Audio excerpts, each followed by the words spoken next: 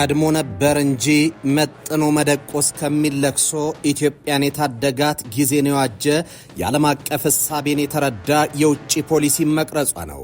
የዓለምን ለውጥ ተረድቶ ቀድሞ ማሰብ፣ ቀድሞ መተለም የኢትዮጵያ የውጭ ግንኙነት ስኬት ሆኗል።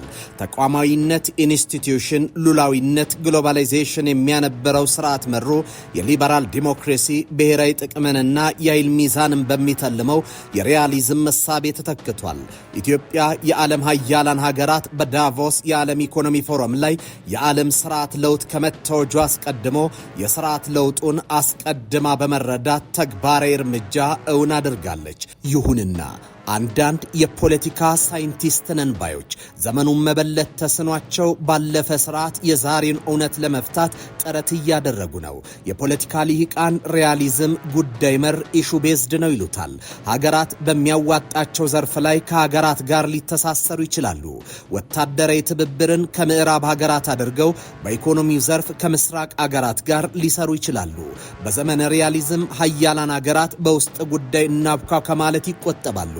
ትኩረታቸው ከማን ጋር ምን ባደርግ ያዋጣኛል የሚል ስሌት ውስጥ ነው። ከሞራል የበላይ ጠባቂነትና በስመ ዲሞክራሲ በሀገራት ውስጥ ጉዳይ ላይ መግባት የጊዜው ፖለቲካ አይፈቅድም። ነገር ግን ከግብፅና ከኤርትራ ጋር አንሶላ የተጋፈፉ ኃይሎች ለኢትዮጵያ መንግስት የከንፈር ወዳጅ ለመምረጥ ይከጅላቸዋል ሲሉ በርካቶች በመተቸት ላይ ናቸው። እኚህ አካላት ለኢትዮጵያ ወዳጅ የመምረጥ ልኬታቸው ሐሳዊ የሞራል እሳቤን በማድረግ ላይ የተጠመደ ነው። ነገር ግን ለአንድ ሀገር ወዳድ ኢትዮጵያዊ ከኤርትራና ከግብፅ ጋር ከመቆም በላይ የሞራል ማጣት የለም ሲሉ በርካታ የፖለቲካ ታዛቢዎች ይናገራሉ።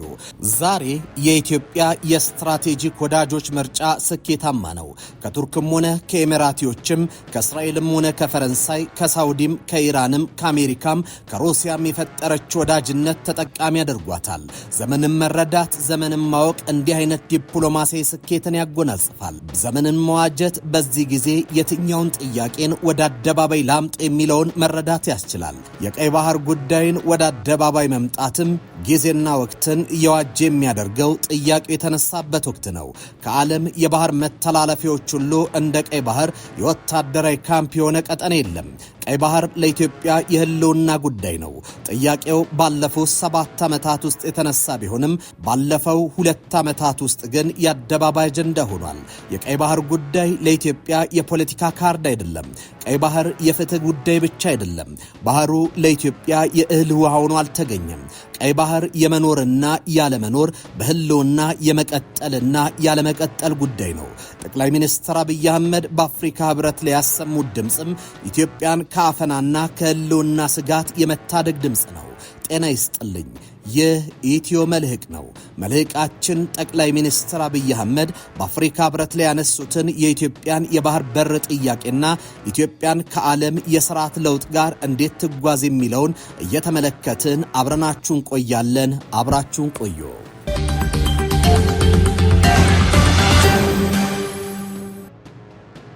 Sustainable growth requires diversified access, ensuring reliable access to the sea through peaceful cooperation is fundamental to our economic future and to long-term stability and prosperity in the Horn of Africa.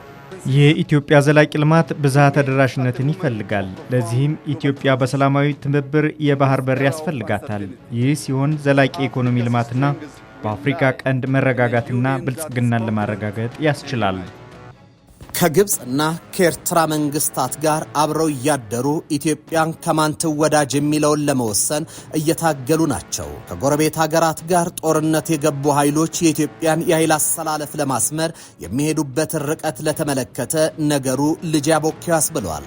ኢትዮጵያን ከባህር በር የማራቅ የኢሳይያስ ዶክትሪንን የኢሳይያስ እንጂ የኢትዮጵያ ትልም አይደለም። የኢትዮጵያ እውነት ከዚህ ይለያል።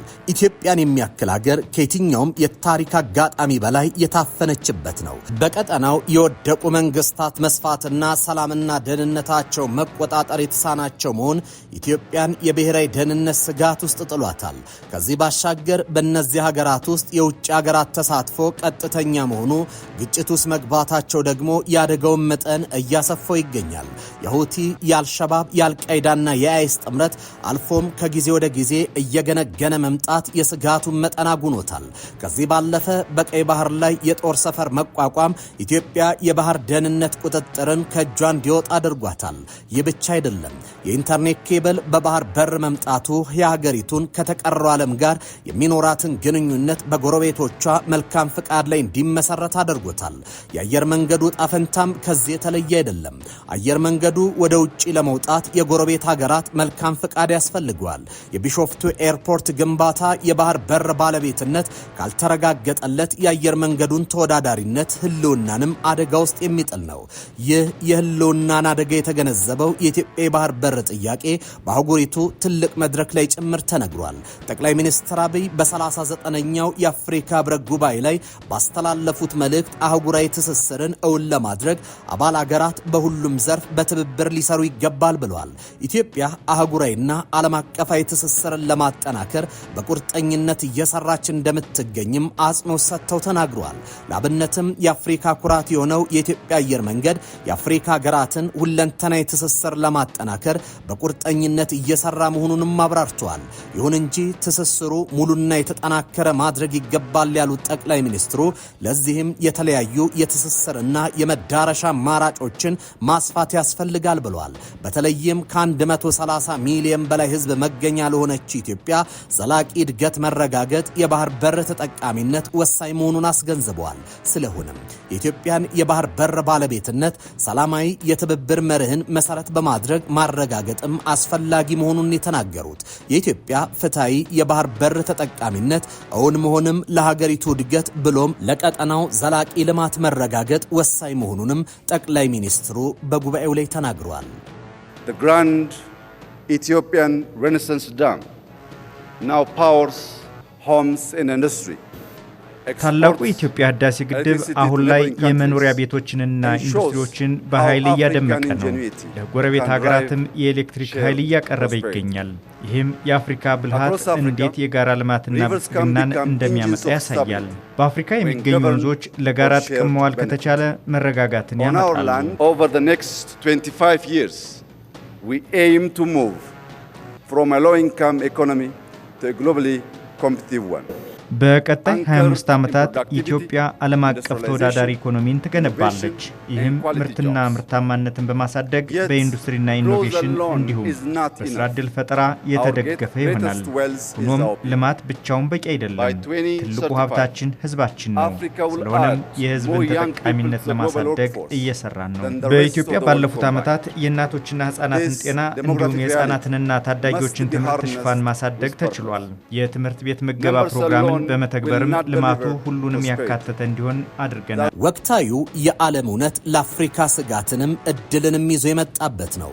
ኑባሬው የዓለም ስርዓት መለወጡ አደጋ ቢኖረውም በጥናትና በስትራቴጂ ለተመራ ሀገር ስጋትን ወደ ድል ለመለወጥ የሚያስችል አውድን ይፈጥራል። የሚገባቸውን የሚጠይቁ ብቻ ያገኛሉ። የኢትዮጵያ ትልቁ የውጭ ዲፕሎማሲ ስኬት ስጋትን እንደ ድል መጠቀም መቻሉ ነው። ኢትዮጵያ የራሷን እድል በራሷ መወሰን የሚያስችላት አቅምን ገንብታለች። ዓለም ማንም አያድንህም እያለች ነው። ታዳጊ የለህም የሚል ስርዓትንም አዋልዳለች። ኢትዮጵያ ከዚህ እውነት ጋር የተጋፈጠችበት ፕሮጀክቶችን ነድፋ እየተንቀሳቀሰች ነው። ጠቅላይ ሚኒስትር አብይ በጉባኤው ለጉባኤተኞቹ ኢትዮጵያ በውሃ ልማት፣ በኢነርጂ፣ በምግብ ዋስትናና በኢንዱስትሪ ልማት ረገድ መሻሻሎችን ያሳየች ሀገር ናት ብለዋል። ከዚህ ባሻገር የታላቁ የኢትዮጵያ ህዳሴ ግድብ በስንዴ ምርት ራስን የመቻል ጥረትንና እየተስፋፉ ያሉ የኢንዱስትሪ ኢንቨስትመንቶችን ከሀገሪቱ አልፈው ለአፍሪካ መፍትሄዎችና ለጋራ ብልጽግና ማሳያ ተጨባጭ ምሳሌዎች ናቸው ብለዋል። ኢትዮጵያ በኢነርጂ ሴክተር የሰራችው ስራ በዓለም የኢነርጂ ካርታ ላይ እንድትቀመጥ አድርጓታል። ባለፉት 7 ዓመታት ብቻ የኢትዮጵያ የኢነርጂ ሴክተር በእጥፍ አድጓል። የኢነርጂ ብዝሃነትን ለማረጋገጥ የተደረገው ጥረትም የነባሪውን ዓለም ላይ ያለውን ከፍተኛ የኢነርጂ ፍላጎት ለማስተዳደር ያስችላል ተብሎ ይጠበቃል። ዛሬ በዓለማችን የኢኮኖሚ በላይነትን ለመቆጣጠር በሚደረገው ፍጥጫ ውስጥ ኢነርጂ ዋናው ሞተር ነው። የመካከለኛው ምስራቅ ውጥንቅጥ ትልቁ ምክንያት የኃይል ኢነርጂ ጉዳይ ነው። የሩሲያና የዩክሬን ግጭት ምክንያትና አውሮፓ የተናጋችው ከሩሲያ የምታገኘው ኃይል በግጭት ምክንያት ችግር ያጋጠመው በመሆኑ ምክንያት ነው። ኃይል ኢነርጂ ያለው ሀገር ምቹ ኢንቨስትመንት ምርጫ ተደርጎ በውጭ ኢንቨስተሮች ይመረጣል። ኃይል ሉዓላዊነትም ጭምር ነው። ኢትዮጵያ የሀያላን ሀገራት ጫና ሳይበግራት ከሀገራትም ሆነ ከዓለም አቀፍ ተቋማት ብድርም ሆነ እርዳታ ሳታገኝ በራስ አቅም የህዳሴ ግድብ ግንባታው ማጠናቀቋ በራስ መቆም ሞዴል ተደርጎ ይወሰዳል።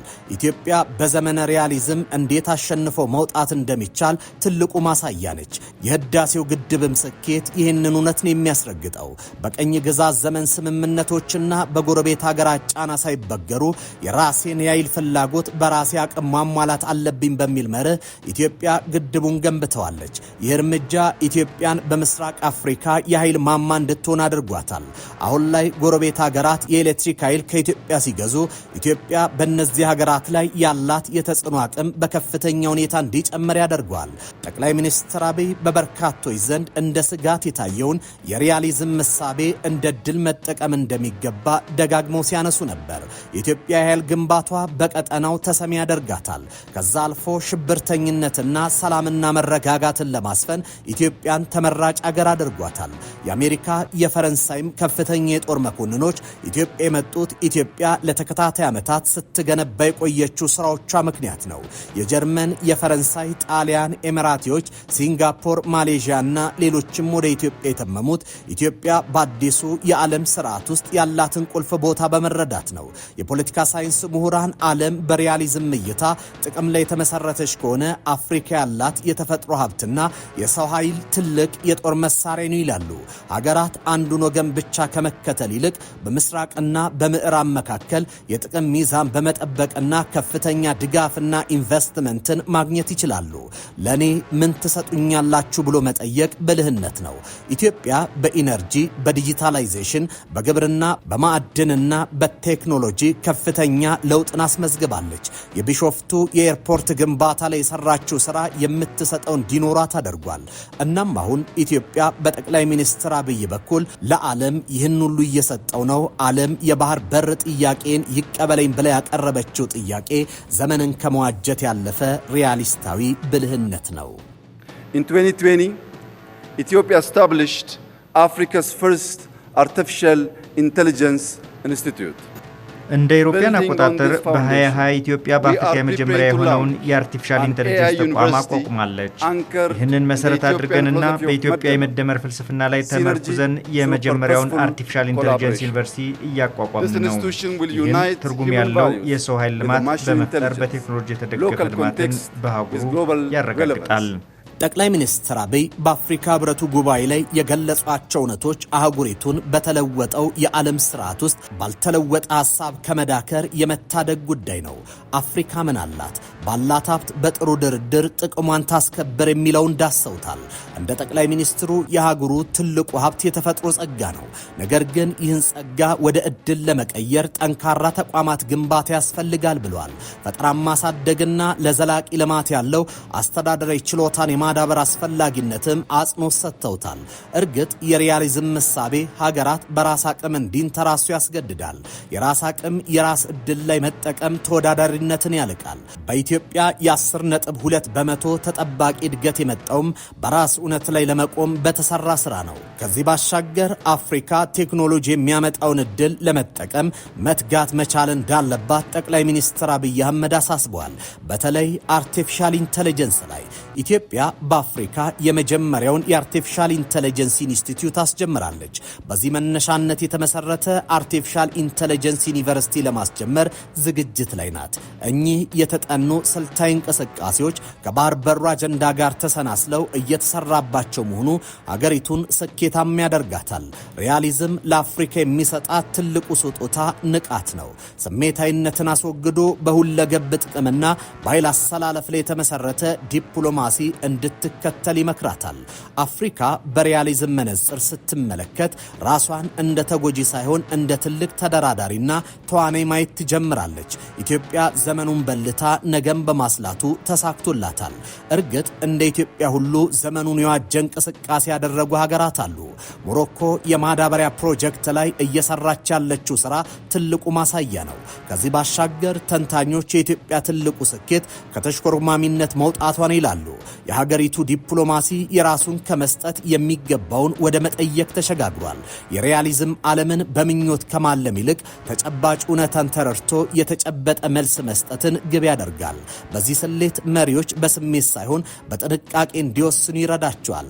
አልፎም ሐሳዊ የሞራል እሳቤ መገርሰስ መቻሉ አንዱ ትልቁ ውጤት ነው። ከዚህ ቀደም የሊበራል ዲሞክራሲ አራማጆች በስመ ዲሞክራሲና ሰብአዊ መብት ስም የሀገራትን ሉዓላዊነት ሲገረስሱና ሲጥሱን የሰነበቱት በስመ ሞራል አስጠባቂነት ስም ሀገራትን አፍርሷል።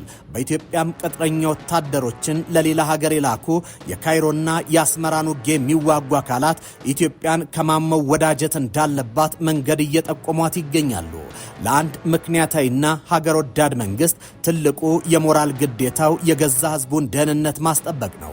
ሪያሊዝም መሪዎችን በሌላ ሀገር ጣልቃ ከመግባት ወይም ለዓለም አቀፍ ትብብር ተብሎ የሀገርን ጥቅም አሳልፎ ከመስጠት ይልቅ ለገዛ ህዝባቸው ቅድሚያ እንዲሰጡ ያደርጋል። በሪያሊዝም እይታ እያንዳንዱ ሀገር ለራሱ ጥቅም እንደሚሮጥ የታወቀ ነው። ይህ ደግሞ የሀገራትን እንቅስቃሴ ለመተንበይ ቀላል ያደርገዋል።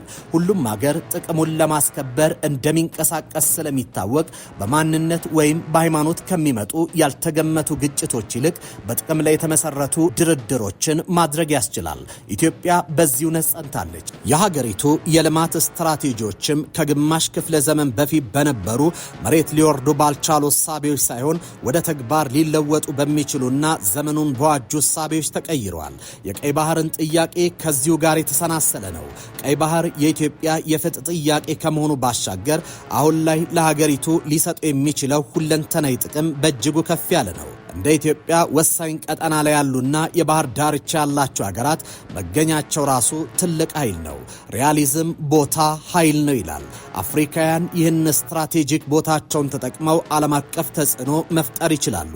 ኢትዮጵያ የዓለም 12 በመቶ ንግድ በሚተላለፍበት ቀጠና ላይ መሰየሟ የዓለማችን ከፍተኛ የወታደራዊ ካምፖች በተሰሩበት የባህር መተላለፊያ ላይ ልገኝ ማለቷ እውነት ዘመኑን በልክ በአግባብና በስሌት የመረዳቷን ሀቅ ያስረግጣል። የተወደዳችሁ የኢትዮ መልሕቅ ቤተሰቦች የዛሬው ዝግጅታችን በዚሁ ተጠናቋል። በቀጣይ በሌላ ርዕሰ ጉዳይ እስከምንገናኝ በያላችሁበት ሰናይ ጊዜ ይሁንላችሁ።